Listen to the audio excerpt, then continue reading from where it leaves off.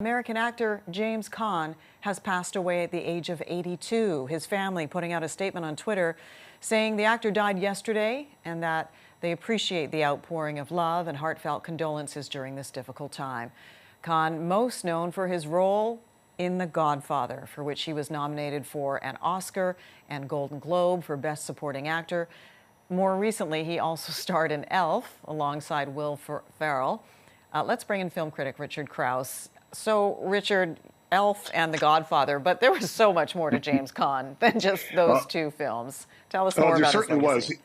He is someone who had a real multi-generational appeal. He goes back to the 1960s when he was making movies with Robert Mitchum, with John Wayne. It wasn't until the 70s, working with Francis Ford Coppola in movies like The Rainmaker and, of course, The Godfather, where he originally was brought in to play Sonny, the character that he made famous. But then they thought, oh, he might be great as Michael Corleone, the main character. So for a brief time, he was going to play that character.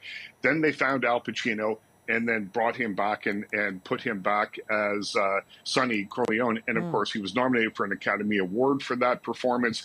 But it was just one performance in a string of movies that really defined his career. He made films that were some huge budget like The Godfather, some not so much like Rollerball, but he brought a swagger to the screen that also bled through to his private life. There was a 6-year period where after he walked off the movie because of some drug and alcohol problems and some personal problems, 6-year period where he didn't work at all. And then he came back after that, reestablished himself in the 1980s and in the 90s, making movies like Elf, making movies like Misery.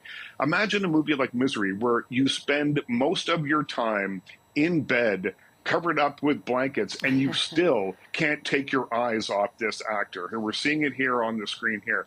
It's a commanding performance in a film that still holds up today. So James Caan, you look back at the decades-long career that he had, and he really brought a danger to the screen and some kind of unpredictability that was really compelling to watch. Richard, I was going to say, he could be menacing. Like, he played these tough guys sometimes, but in Misery, with Kathy Bates there, who was also so outstanding, they really had quite the connection.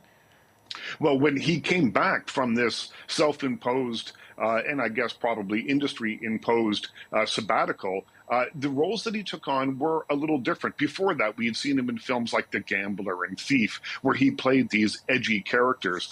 When he came back, he really, I think, spread himself out and tried to do other kinds of roles.